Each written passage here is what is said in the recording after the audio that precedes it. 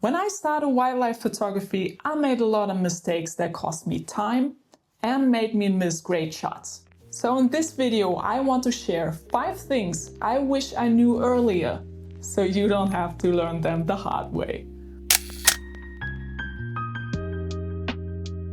For those of you who don't know me yet, I'm Rabea. I'm a hobby wildlife photographer from Germany. And if you're just getting started, this will help you avoid a lot of unnecessary frustration and overthinking. And just so you know, I'm still learning all of these things myself. Number 1, gear helps, but it's not everything. This is probably one of the biggest misconceptions out there. Yes, especially in wildlife photography, things like good autofocus or longer focal lengths definitely help, no question about that. But what matters even more than the equipment is the person using it. And just to be clear, I'm not a professional, I don't have award-winning photos or a huge following. But over time I've developed a sense for what works and what doesn't. And before I even owned a camera, I've been a hobby artist all my life. And that taught me something incredibly valuable: composition. Let me show you a quick example. You've probably heard about the rule of thirds or leading lines and all that. But the real skill is to train your eye to recognize these moments in the wild. So let me show you a few examples. I have this amazing photo of a buzzard that I took at the beginning of the year when there was lots of snow in Germany. In the original shot, the buzzard was placed quite centrally. That can work, but a different composition would have been much nicer. If I move the buzzard a bit to the side, following the rule of thirds, the photo gets some breathing room. It feels much more dynamic. Here's another photo from last winter. What makes this shot work is how everything comes together. The position in the frame, the bird isn't centered, there's space in front of it. The head, the wing placement, notice how they're not overlapping. The clean background, and of course, the timing. You're not just photographing a bird in this case.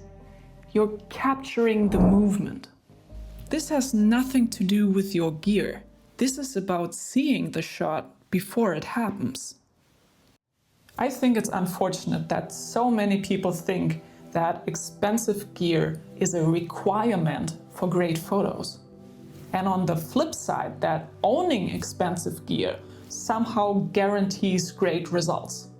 It doesn't. Think about it this way. Just because you have a pizza oven doesn't mean your pizza's gonna taste great. You know what I mean? Well, it's the chef that makes the pizza, not the oven, right?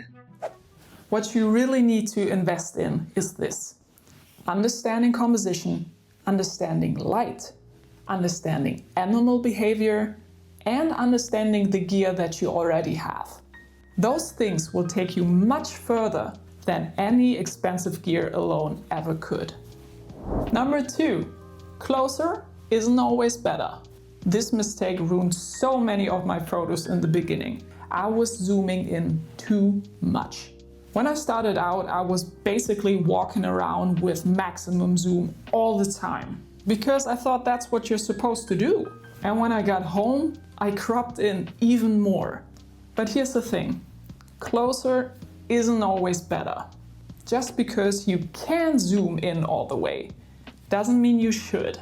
And I gotta be honest, this is something I'm still learning every day. I love close-up photos, filling the frame, capturing all these tiny little details. But does that always make a better photo? Not really. Imagine this. There's a bird right in front of you, you zoom in all the way, and now you have this super tight shot, just the head or maybe part of the body. But you've completely lost the environment and the composition. Let me show you what I mean. Take a look at this lizard photo. Everybody loves close-ups. But isn't the wider shot just a little bit more interesting? And this one. Yeah, the close-up works, but when you zoom out, it suddenly becomes a completely different image. And then there's shots like this. This isn't about details at all. It's about the scene, the story. And here's a great side effect. Longer lenses can definitely help, but they're not a requirement, especially if you're just starting out.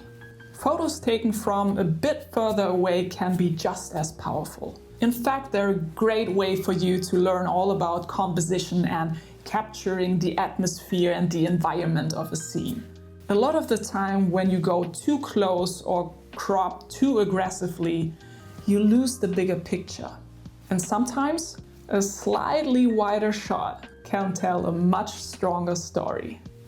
Number 3, understanding animal behavior is just as important as understanding your camera. This is a game changer. When you start out, you focus a lot on your camera. Settings, autofocus, all that technical stuff, you know. And that is really important. But what is just as important is understanding the animals you're photographing and also respecting them. This is something you will naturally learn over time. You start to notice patterns, what time of day animals are active, what species you will find during different seasons, how animals move, how they behave. And the more you understand that, the better you get at anticipating what's about to happen. And that massively increases your chances of finding animals, but also your keeper rate. And here's a small and kind of funny tip. Did you know that often birds relieve themselves before they take off? Yeah, I know it's not the most glamorous tip, but if that happens, get ready, because there's a good chance it's about to fly. Number 4, patience. Patience, patience. This is an important one. Wildlife photography takes patience, like a lot. And it's so easy to fall into the comparison trap. You scroll through Instagram and you see all these amazing photos, rare animals, perfect light, perfect timing, and you feel inspired. You grab your camera, you go outside, and nothing happens. And then you start thinking, why do other people always seem so lucky? But here's the thing, luck plays a role, but it's not the full story. What you're experiencing is completely normal. People just won't tell you that, because social media is all about success and not about failure. But anyone who does wildlife photography knows this. You will not be successful every day. What you see online is just the final result, not the process. You don't see the hours searching, the days where nothing happens, the hundreds of okay photos before that one great shot. Wildlife photography isn't like a Formula 1 race where everything happens at top speed. It's more like the long distance hike, where it's more about endurance than rushing. And number 5, you can't capture everything. And that's the point. There's a joke on wildlife photography. The best things always happen when you don't have your camera with you.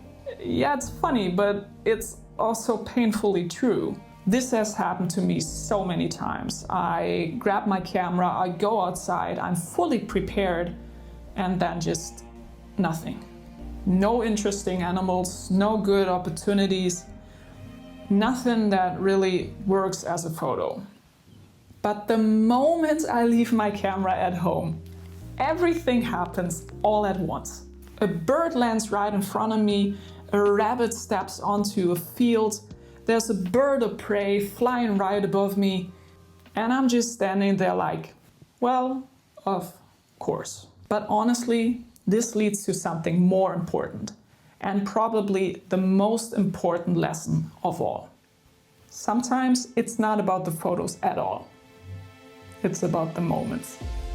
If your camera is at home when you spot a deer in the forest, or you're just a second too late to catch that buzzard taken off right in front of you, don't worry about it. Take it in. Be there.